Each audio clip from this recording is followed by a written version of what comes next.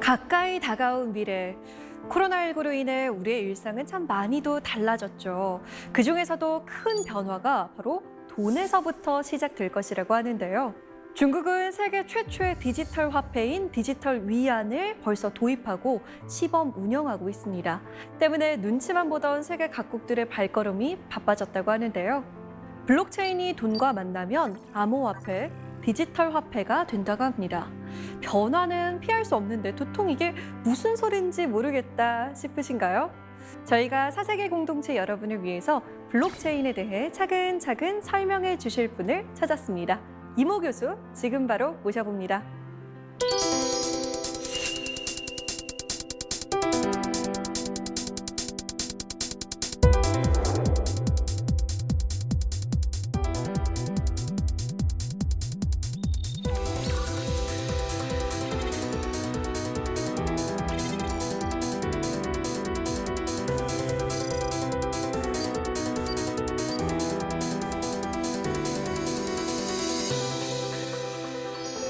네, 교수님 안녕하세요. 안녕하세요. 블록체인 전도사라고 불릴 만큼 활발하게 활동하고 계신데요.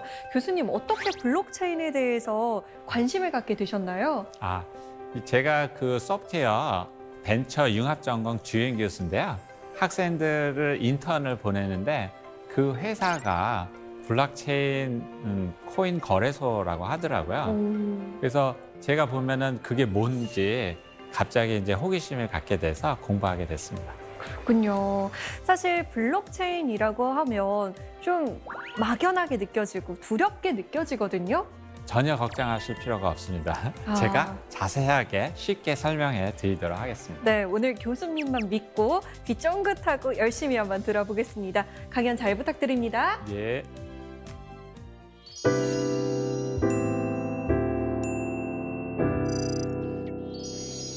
오늘은 블록체인과 디지털 자산혁명에 대해서 말씀드리도록 하겠습니다. 여러분, 블록체인이 무엇인지 궁금하지 않으세요? 혹시 처음 들으신 분들도 계실 것 같습니다. 사실 어떤 사람은 블록체인이 너무 어렵다고 이해하기를 포기한 사람도 많이 있습니다. 그거를 불포기, 그러니까 블록체인을 포기한 사람이라고 하기도 합니다. 오늘은 제가 블록체인을 아주 쉽게 여러분들이 이해할 수 있도록 설명을 드리고자 합니다.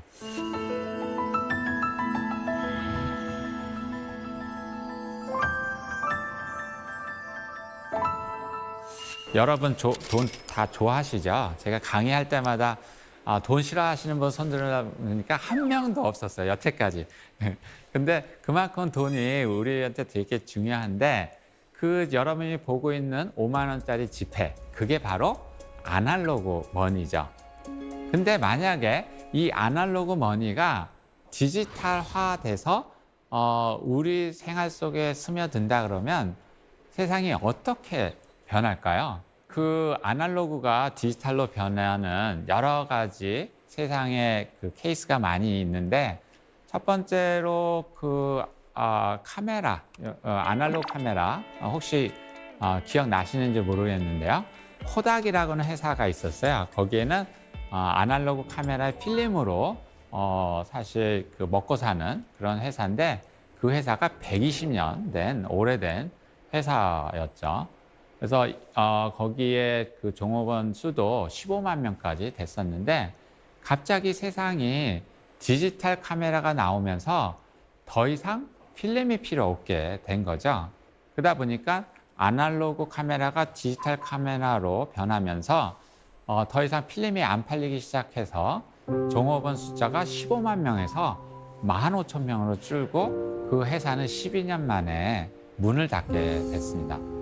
물론 뭐 코닥이나 이름만 남아 있었던 거죠. 근데 아이러니컬하게도 그 디지털 카메라를 누가 처음 만들었을까요? 예, 바로 코닥이 만들었어요. 근데 디지털 카메라를 만들고 나서 보니까 디지털 카메라가 잘 되면 될수록 자기가 지금 돈 벌고 있는 필름이 안 팔릴 거잖아요. 그러니까 이제 그것들을 접어놨던 거죠. 그런 것을 소니가 픽업을 해서 그거를 상용화시켜서 급격하게 디지털 카메라 시대로 옮겨가게 된 거죠. 이런 것처럼 아날로그의 절대 강자가 120년 된 절대 강자가 디지털 기술로 인해서 한순간에 12년 만에 망한 케이스가 바로 이 경우죠. 근데 이거 외에도 아날로그 TV로 절대 유명했던 그 소니가 요즘은 디지털 TV로 넘어왔잖아요. 그래서 삼성이 세계 1등을 하잖아요. 그런 것처럼 아날로그에서 아무리 강자라 하더라도 디지털로 변하면서 적응하지 못하면 한순간에 사라질 수 있다는 것을 알 수가 있는 거죠.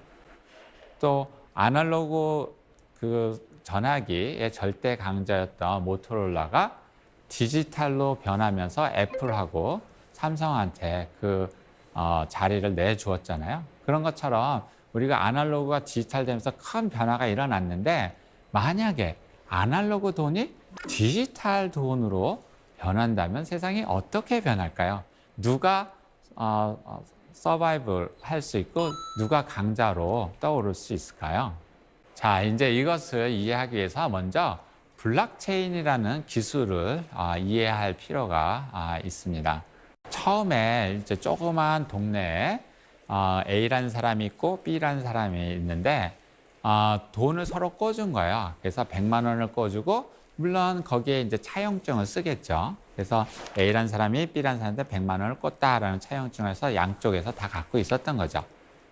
근데 나중에 알고 보니까 B라는 사람이 100만 원 중에서 100에서 0을 하나 지워서 10만 원으로 만든 거예요. 그래서 가져왔더니 얘는 10만 원밖에 안 껐는데 나는 100만 원인데 해가지고 분쟁이 일어난 거죠. 그러다 보니까 이런 직거래에 신뢰성이 없다라고 하는 거예요. 그래서 나타난 시스템이 바로 2장, 제3자, 믿을 수 있는 제3자를 두고 그 신용을 그 3자가 대응하게 한 거죠. 지금의 마치 은행 시스템이나 공증 시스템이 같은 거죠. 그래서 우리가 A라는 사람이 B라는 사람한테 돈을 꿔줄 때 차용증을 쓰면서 2장한테도 그 차용증을 주는 거예요. 그래서 나중에 문제가 되면 A라는 사람이 예를 들어서 100만 원을 10만 원으로 고친다 하더라도 우리가 2장한테 가서 맞춰보면 되잖아요. 그것이 지금의 현재 은행 시스템, 그러니까 중앙 처리하는 중앙 집권적인 그런 시스템이 되는 거죠. 거기에는 국가가 있을 수도 있고요. 여러 민간, 믿을 수 있는 글로벌 회사가 있을 수 있는 거죠. 근데 블록체인은 그거랑 조금 달라요. 어떤 문제가 생겼냐면 가만히 보니까 A라는 사람하고 2장하고 보니까 친척 관계였어요. 그래서 자기가 100만 원, 10만 원으로 고치고 2장에서도 100만 원, 10만 원으로 고치고 그 좀 이렇게 뇌물을 좀 바친 거죠. 그러다 보니까 가서 비교해봤더니 내 것만 100만 원 돼 있고 다 10만 원으로 고쳐져 있는 거예요. 그러니까 이게 이제 굉장히 A로서는 굉장히 억울한 케이스잖아요. 그러니까 우리가 믿을 수 있다고 하는 제3자를 믿고 했었는데 이 3자가 믿을 수가 없게 되는 케이스도 많이 있었다라고 하는 거죠. 그래서 그 예가 그 요즘 10년 전에 금융위기 왔었잖아요. 그래서 보면은 이제 금융월가라고 하는데 거기에 있는 또 회사 대표가 뭐 재무장관으로 가기도 하고 뭐 등등 해가지고 돈을 막 찍어내서 부동산이 활성화되다가 갑자기 이제 그게 무너져 내린 거잖아요. 그러니까 일반 사람들한테는 거의 신뢰가 사실 무너진 거죠. 그러다 보니까 이제 블록체인이라는 기술이 새로 나온 것은 어떤 시스템이냐면 중앙 시스템 기반이 아니고 거기 있는 동네 사람들 다 모이게 해가지고 A라는 사람이 B라는 사람한테 차용증을 주면서 그거를 모든 동네 사람들한테 다 복사해서 나눠준 거예요. 그리고 나중에 문제가 생기면 그 사람들을 전부 다 모아가지고 그걸 비교를 하면 되는 거잖아요. 그러니까 B라는 사람이 위변조를 하기 위해서는 모든 동네 사람들을 다 설득해야 된다는 거예요. 그게 굉장히 어렵게 되겠죠. 물론 많은 사람이 다 보고 서로 복사하고 뭐 이런 모든 과정에 굉장히 비용이 많이 들잖아요. 근데 이거를 다 컴퓨터 시스템으로 자동화해서 거의 비용이 안 들게 해놓은 거예요. 그게 바로 블록체인 시스템이고 탈중앙화된 시스템이라고 하는 거죠. 그래서 전 세계에 있는 블록체인 네트워크에 물려 있는 컴퓨터들이 그 모든 장부를 전부 다 카피를 해가지고 서로 검증하는 시스템을 갖고 있는 거죠. 그러니까 해커 입장에서 이걸 위변조하기 위해서는 전 세계에 있는 컴퓨터들을 다 해킹을 해서 위변조를 하지 않으면 실제적으로 위변조가 굉장히 어렵게 되는 구조를 만든 거죠.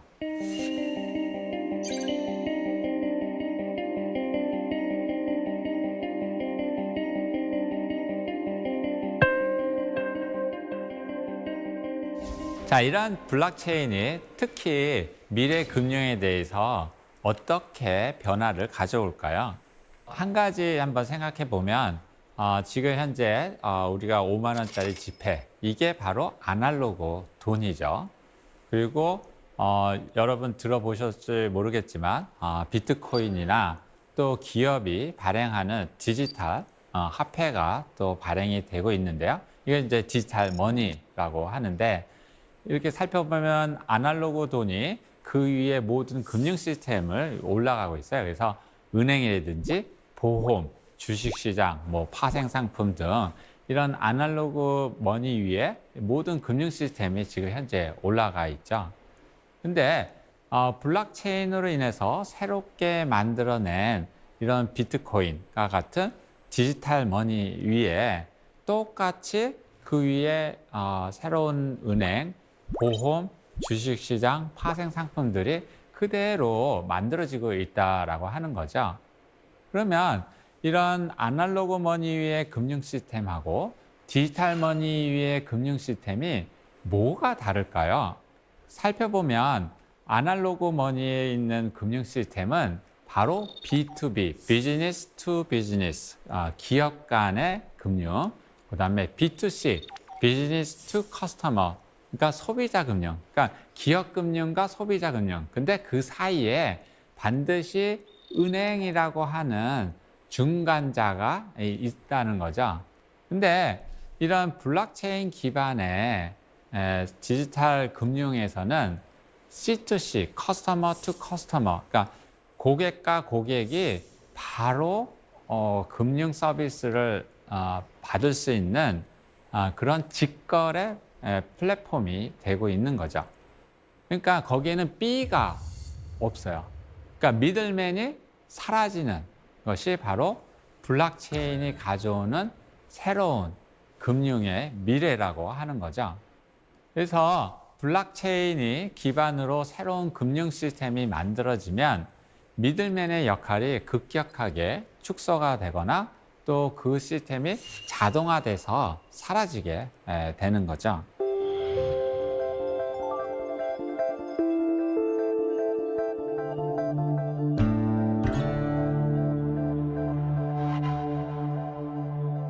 요즘 P2P 펀딩이라고 얘기 들어보셨나요?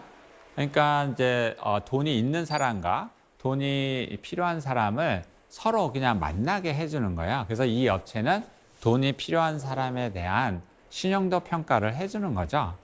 그래서 이분은 신용이 좋으니까 뭐 100점, 이분은 신용이 좀 안 좋으니까 뭐 40점, 뭐 이런 식으로 신용 평가를 하면 거기에 대해서 이자율을 정해지게 되거든요.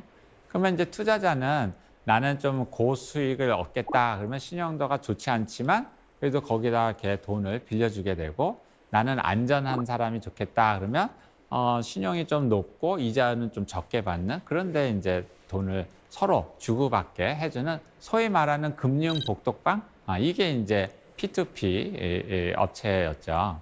근데 이런 P2P 업체가 미국에서 스타트업으로 시작해서 한 9조 정도 되는 돈 밸류에이션을 받고 나스닥에 상장하게 돼서 크게 화제가 됐었는데요.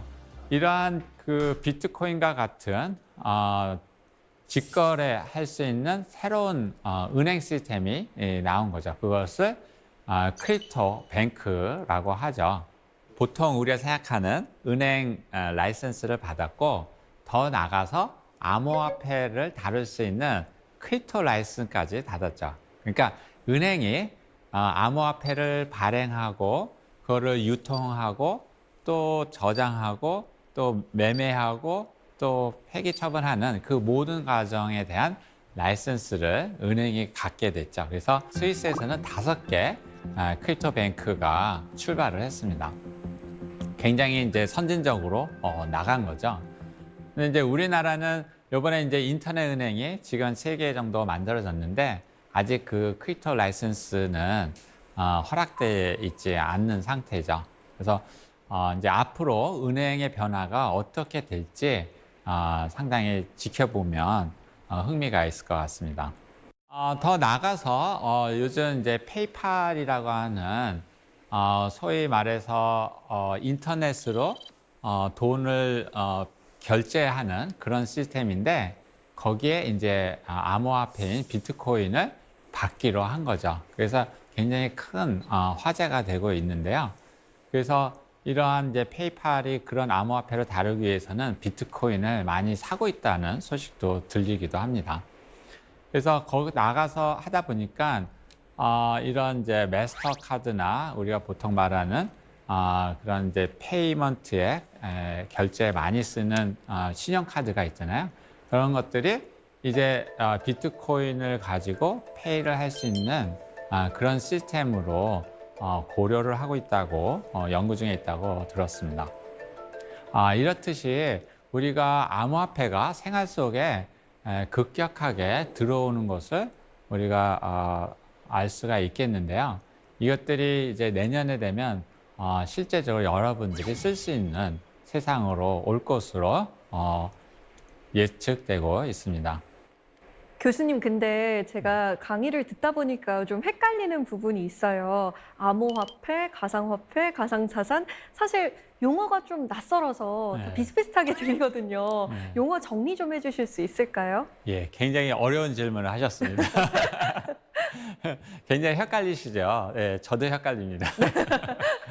사실 이제 암호화폐는 그 블록체인을 사용해서 돈이 왔다 갔다 하는 거에 있어서 암호를 사용했기 때문에 그런 거거든요. 그래서 보통 우리가 게임머니, 사이버머니라 그러잖아요. 그거랑 구분하기 위해서 암호화폐라는 용어를 많이 썼던 거예요. 근데 이제 이것들이 이제 그 G20 그 국가들이 모여가지고 많이 논의를 했죠. 그 중에서 좀 더 제너럴한 그런 용어가 가상 자산이라는 개념이죠. 그래서 이 가상 화폐는 어떻게 보면 그 암호화폐를 포함해서 암호를 쓰지 않고 중앙 그런 회사들이 그것들을 발행하고 쓸 수 있는, 그러니까 게임머니, 사이버머니 이런 것도 포함한 것들이 이제 가상 화폐가 되겠는데요. 그리고 이제 가상 자산은 화폐라고 하는 것은 돈을 사고 팔고 하는 거잖아요. 어느 날 화폐가 뭐 1불이 뭐 2불이 되고 이런 건 아니잖아요. 근데 이제 자산적인 가치가 있다라고 하는 거죠. 자산이라고 하는 거는 금값이 하루 일어나고 나면 또 오르락 내리락 하잖아요. 그런 것처럼 자산이라는 측면에서 보면 그것을 가상 자산이라고 우리가 이름을 붙이는 거죠. 근데 이제 비트코인과 같은 거는 어떻게 보면 우리가 결제할 때 쓰면 화폐와 같기도 하고 또 이거를 가만 놔두면 가격이 올라가고 또 떨어지고 하니까 자산이라는 가치도 있거든요. 그러니까 결국은 이게 교환 가치가 더 좋은지 또 저장 가치가 더 좋은지, 그래서 교환 가치가 더 좋다 그러면 화폐로 쓰이는 거고 저장 가치가 좋다 그러면 자산으로 쓰이게 되는 거죠. 근데 이제 요즘 같은 경우는 비트코인 같은 경우는 가격이 계속 오르락 내리락 하니까 그거를 일반적인 데서 결제하기가 어렵잖아요. 네. 그러니까 이거를 아예 가상 자산 쪽으로 요즘은 많이 보고 있습니다. 네.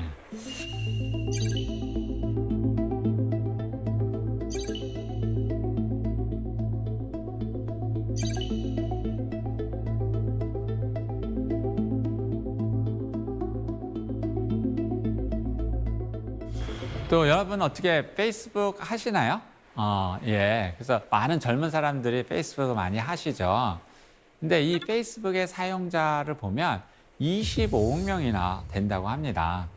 근데 그 25억 명 중에 은행 계좌가 없는 사람이 또 많아요. 그러니까 전 세계 75억 명의 인구 중에 은행 계좌가 없는 사람이 25억 명이라고 또 하더라고요.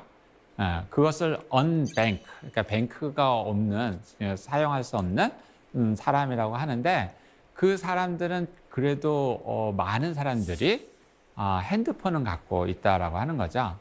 그러면 핸드폰만 있으면 아까 디지털 머니를 통해서 우리가 금융 서비스를 받을 수 있다라고 하는 거잖아요. 그래서 페이스북이 그러한 포용적 금융을 위해서 암호화폐를 만들겠다라고 선언을 했습니다.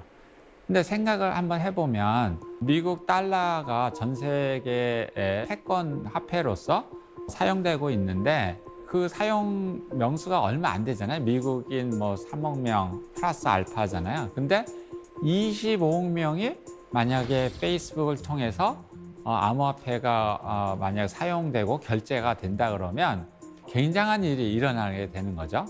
그러니까 이 페이스북이 만든 암호화폐를 가지고 전 세계에 어느 여행을 가더라도 우리가 그것이 결제가 된다 그러면 굳이 그 나라 통화로 바꾸지 않아도 되는 그런 일이 일어나는 거죠.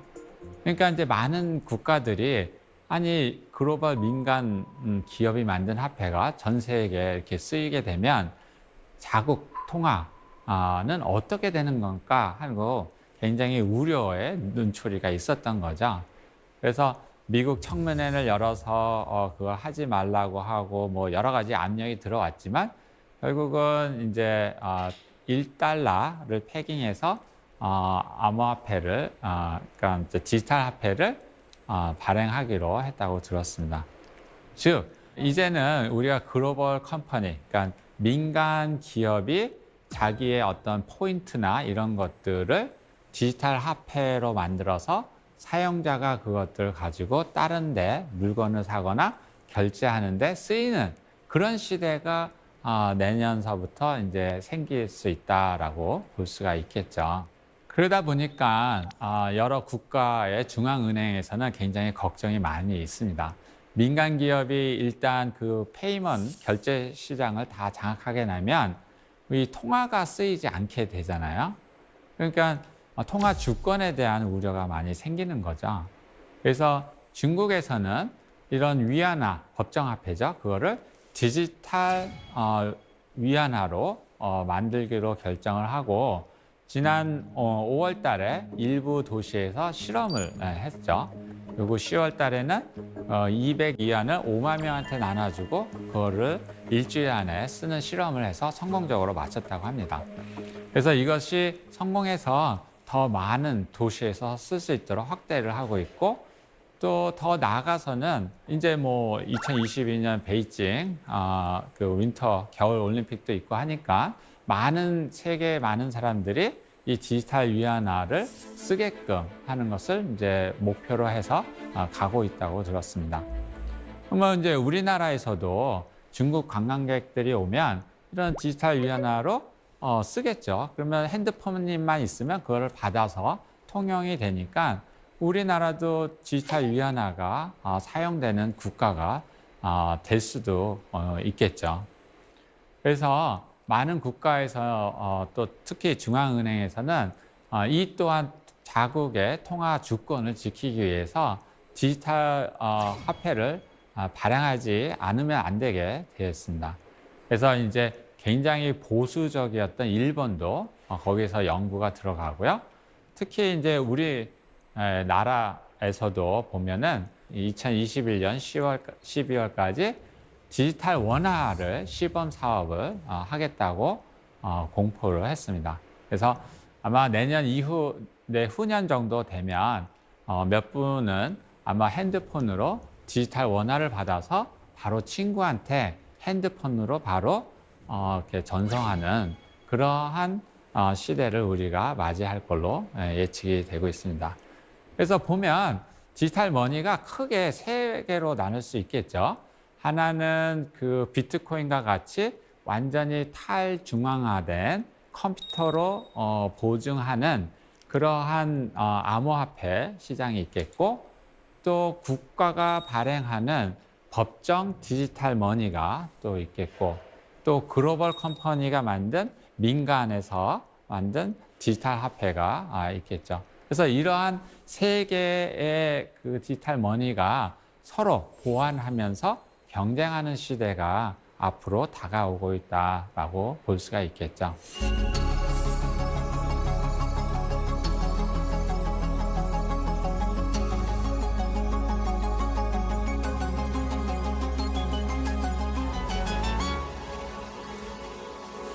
이제는 이런 화폐를 넘어서 디지털 자산으로 더 발돋움하고 있는데요.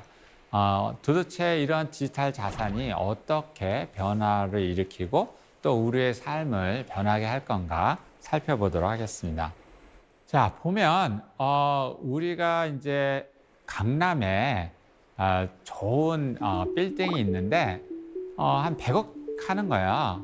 저는 그 빌딩을 타면 틀림없이 돈을 벌 수 있겠다 생각을 하지만 제가 살 수 있나요? 왜냐하면 100억이 없기 때문에 살 수가 없었죠.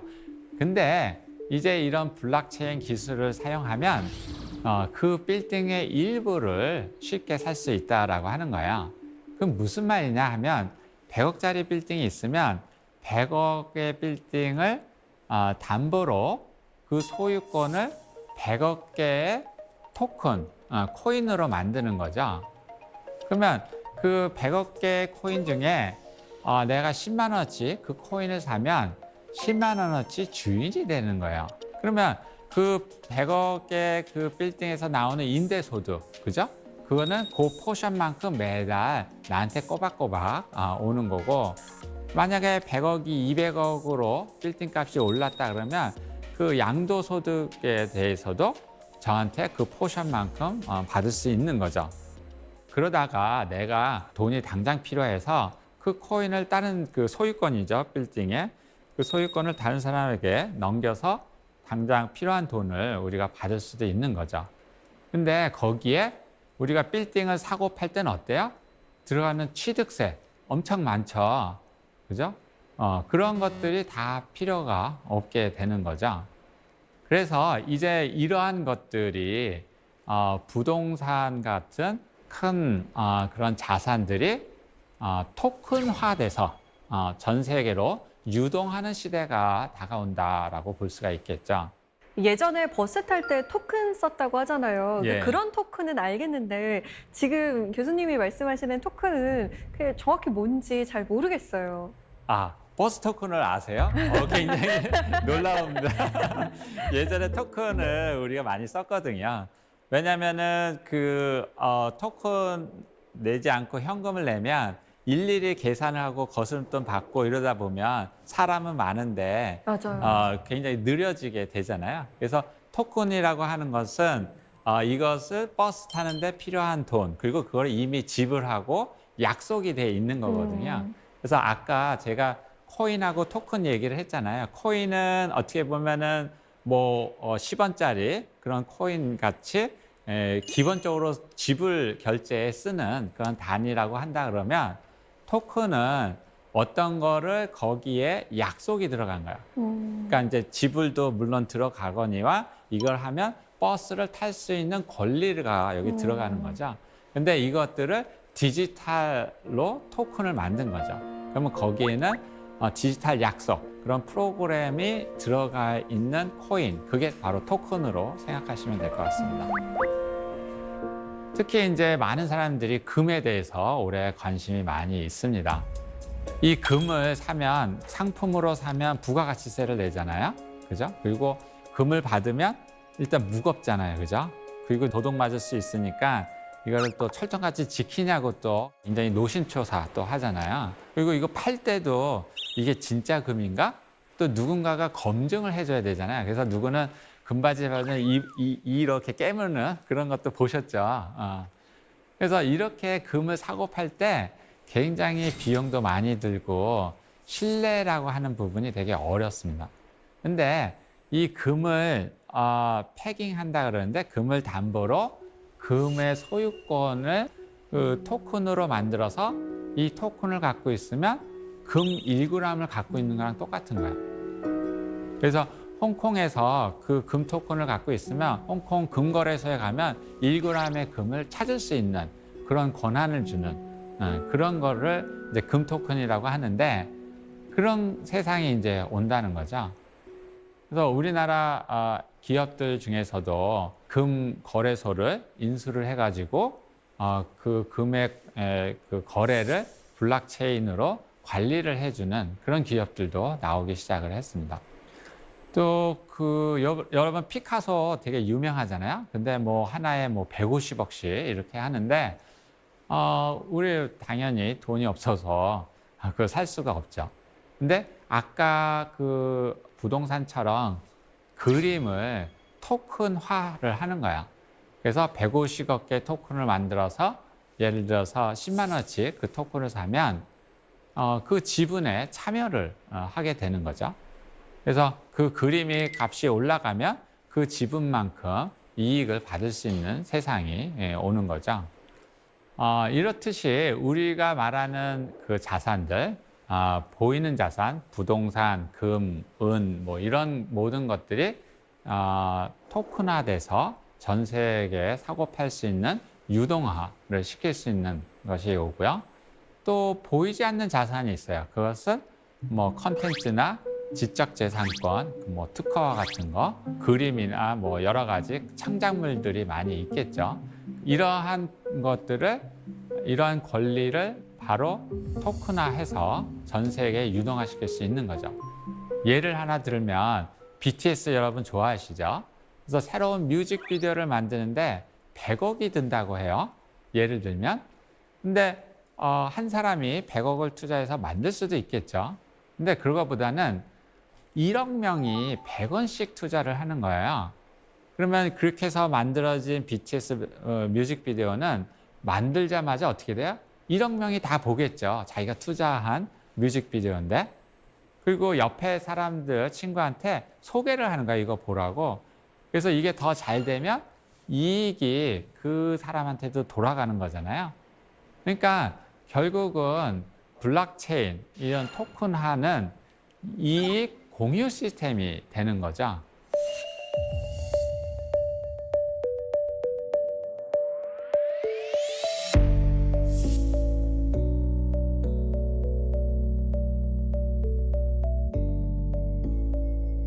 잘 사는 사람은 자산을 많이 갖고 있고 지금과 같이 돈이 많이 풀리면 자산 가치가 점점 올라가잖아요. 노동 수입은 거의 제자리고요. 그러니까 잘 사는 사람은 더 잘 살게 되고 돈이 없는 사람은 노동하니까 별로 오르지 않으니까 빈부 차이가 점점점 커지는 거죠. 근데 이렇게 자산을 쪼개서 가난한 사람도 뭐 10만 원도 좋고 뭐 100만 원도 좋고 강남에 있는 아파트 같이 소유하는 거예요. 그 다음에 빌딩도 같이 소유하고 뭐 BTS나 뭐 이러한 좋은 컨텐츠에도 같이 소유를 하면 그 가치가 올라가면 모든 사람한테 혜택이 다 돌아가는 거잖아요. 그래서 이것을 이익 공유 시스템이다 이렇게 얘기도 하고요. 이렇게 만든 것을 뭐 프로토콜 경제라고 하기도 해요. 그래서 제가 볼 때는 다 같이 잘 사는 자본주의의 가장 중요한 플랫폼이 바로 이런 토큰으로 말미암은 블록체인 플랫폼이다 이렇게 말씀드릴 수 있겠습니다.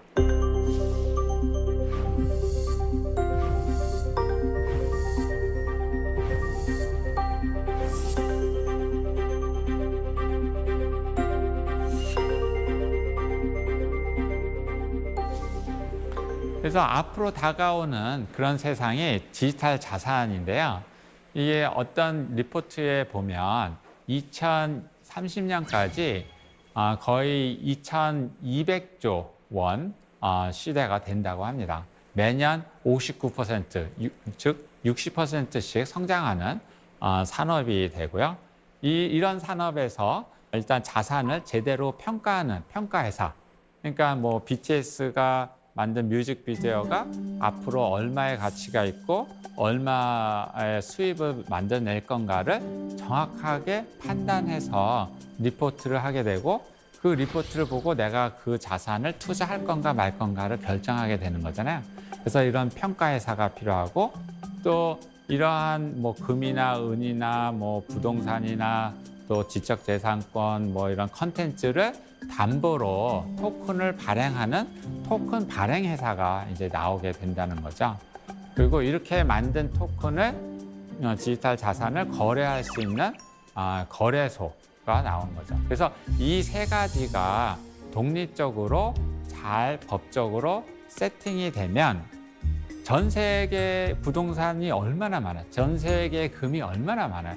그것들이 다 토큰으로 돼서 예를 들어서 뭐 지금 현재 부산이 블록체인 특구인데 뭐 부산의 그 토큰들이 만들어 발행이 돼서 거기서 거래가 되고 전 세계로 팔려 나가면 거기서 나오는 수수료만 해도 우리나라 전 국민이 그 먹고 살 수 있는 그 정도의 부가 된다라고 하는 거죠. 그래서 세계는 이러한 기회를 보고 어떻게 규제를 제대로 빨리 설정해서 이 산업을 키우냐 서로 경쟁하고 있거든요. 그래서 우리나라도 빨리 이 경쟁에서 잘 경쟁력을 갖춰서 좀 이 분야를 선도해 가면 좋을 것 같습니다.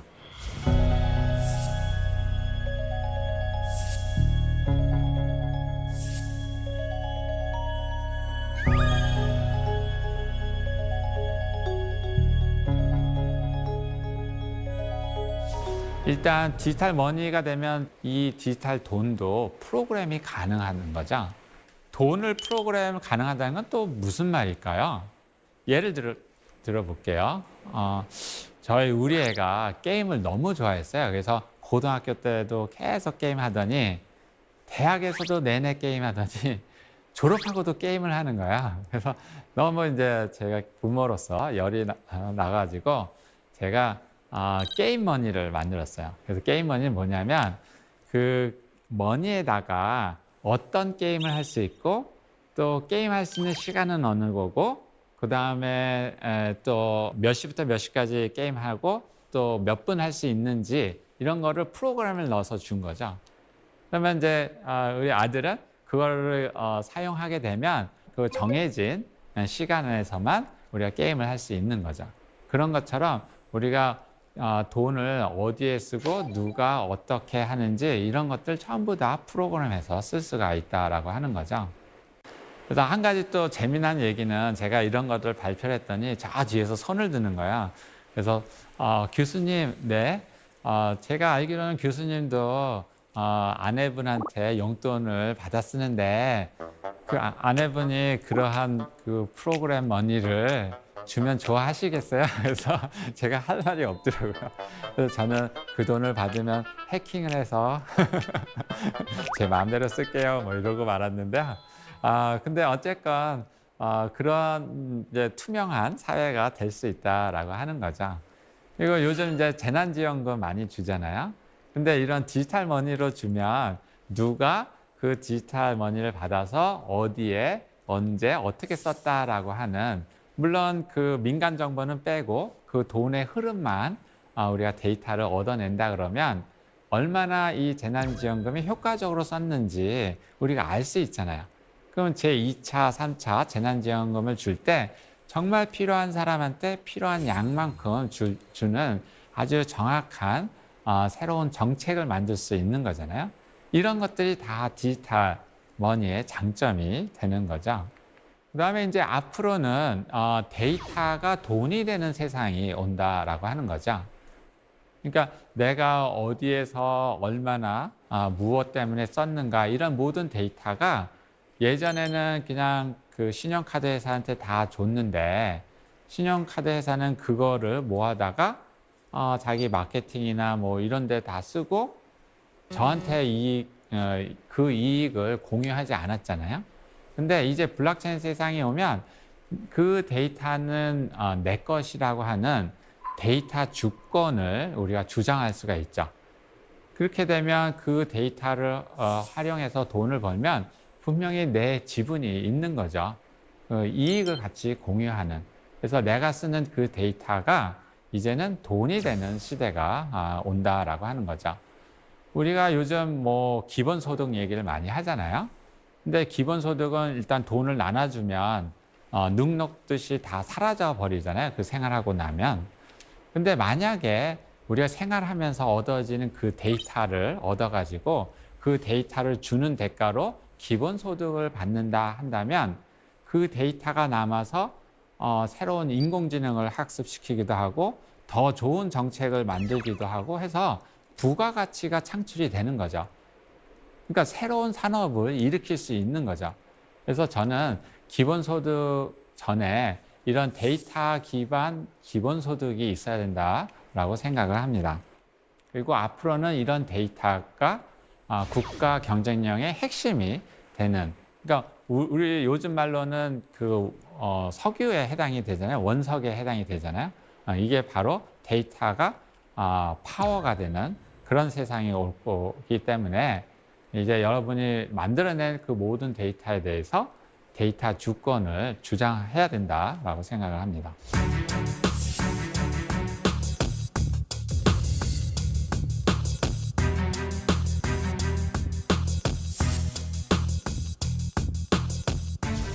자, 우리는 무엇을 그러면 준비를 해야 될까요? 첫 번째로 우리가 파괴적 디지털 혁신을 이룰 수 있는 조직 문화를 갖춰야 됩니다. 지금까지 1차, 2차, 3차 산업혁명에서는 사실 예를 들어서 이거를 만든다 그러면 A라는 사람한테 껍데기를 만들고 B라는 사람한테 하드웨어를 만들고 C라는 사람한테 소프트웨어를 만들고 이렇게 수직적으로 우리가 통제를 해왔어요. 그러니까 중앙 통제 시스템이죠. 근데 4차 산업혁명에서는 창의력을 극대화해야 되잖아요. 우리가 누구한테 지시를 해가지고 창의력이 키울 수 있을까요? 예, 창의력을 키우려면 바로 스스로 알아서 할 수 있는 자율을 줘야 되죠. 그리고 그 자율된 각각의 개인들이 서로 협력해서 일을 할 수 있는 수평적 문화를 가져야 되는 거죠. 그래서 블록체인에서 보면 이게 다 탈중앙화, 분권화되어 있잖아요. 그러니까 각 개인들의 권한을 주고 이 분권화된 각각의 컴퓨터들이 서로 합의를 이루어서 결정하는 게 바로 블록체인이거든요. 이와 같이 블록체인 정신에 입각해서 우리 조직 문화를 수직적 문화에서 수평적 문화로, 그리고 중앙 시스템 문화를 탈중앙화된 문화로 우리가 바꿔야 새로운 아이디어를 내놓을 수 있다라고 하는 거죠. 물론 모든 것들을 다 탈중앙화 시킬 수는 없지만 창의력이 필요한 R&D 부서나 일부에 대해서 이런 것들을 시도를 할 만하다고 생각을 합니다. 그 다음에 두 번째로 우리가 갖춰야 될 것은 바로 정보, 지능, 플랫폼 기술을 우리가 확보를 해야 되는 거죠.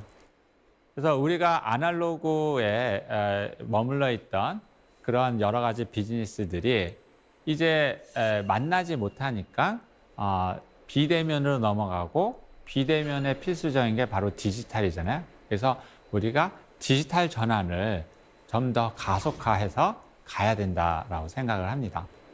그리고 여기에는 디지털이 갖고 있는 특성들, 데이터를 남기고 인공지능으로 학습해서 개인 맞춤형 서비스를 할 수 있는 굉장히 중요한 강점이 있다고 생각합니다.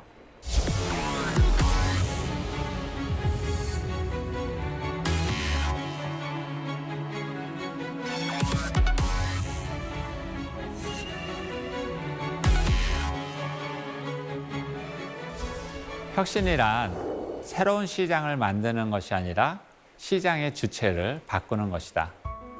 예, 우리가 새로운 시장을 만드는데 엄청난 시간과 노력이 들어가잖아요.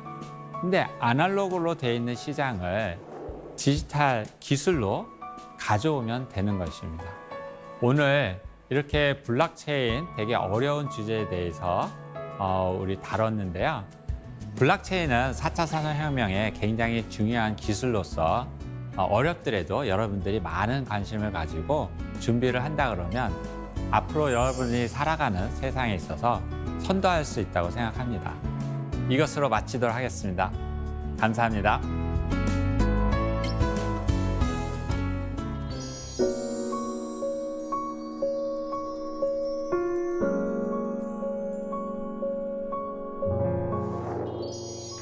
강연 잘 들었습니다. 블록체인에 대해서 돈에 대해서부터 시작을 했는데 이야기를 듣고 나니까 블록체인이 한 세계관이라는 생각이 드네요. 예. 오늘 사세계 공동체 여러분께서 미리 질문을 보내주셨는데요. 함께 볼게요. 먼저 조만기 씨의 질문입니다. 디지털 화폐가 악용되지 않으려면 어떤 노력을 해야 될까요? 이 디지털 화폐가 악용되지 않으려면 어떤 노력이 필요할까요? 일단 법제화가 될 필요가 있겠죠. 그래서 디지털 월렛이라고 하죠. 지갑에다가 누가 누구한테 돈을 보내는지 알기 위해서는 사실 디지털 월렛을 실명제가 또 필요하잖아요.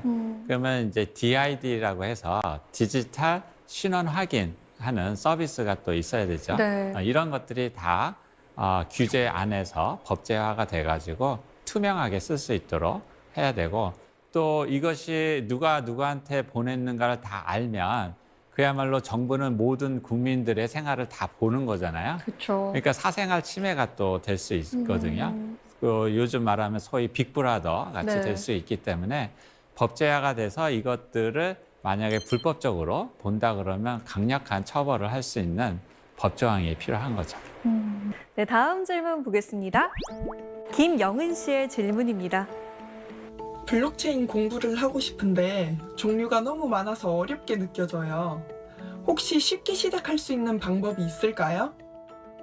저도 마찬가지거든요. 예. 공부를 하긴 해야 하는데 어디서부터 뭘 어떻게 해야 하나 막막해요. 뭐부터 하면 좋을까요? 일단은 블록체인에 대해서 많은 언론에서 기사들이 많이 나와 있거든요. 그거부터 먼저 공부를 하시고 또 유튜브 보면 되게 쉽게 설명한 부분이 많이 있거든요. 그것도 또 공부하시고 하나씩 공부하면 될 것 같습니다. 네, 오늘 교수님이랑 대화를 나누면서 좀 뿌옇게 되어 있던 블록체인에 대한 이야기가 좀 명확하게 정리된 것 같습니다. 오늘 강연 잘 들었습니다. 고맙습니다. 예, 고맙습니다.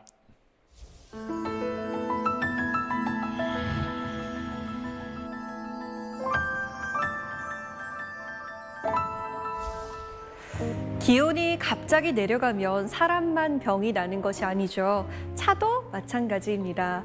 추위에 놀란 자동차가 시동이 걸리지 않아서 눈길에 넘어지거나 도로에 주저앉기도 하는데요. 이맘때 그래서 꼭 필요한 것이 부동액과 엔진 오일입니다. 평소에는 잘 모르겠다가도 이럴 때 큰 위력을 발휘하는 이런 제품들처럼 배려하는 마음이 얼지 않게 해주는 부동액이나 오해가 쌓인 부분들을 사르르 녹게 해주는 엔진 오일 같은 제품들이 있었으면 좋겠다는 생각이 듭니다.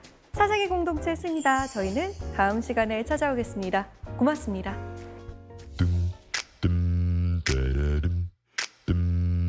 A million miles away and I'm still thinking about my baby.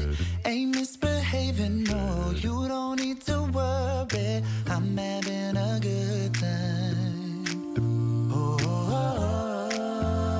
Oh, and I've had one too many, but you're the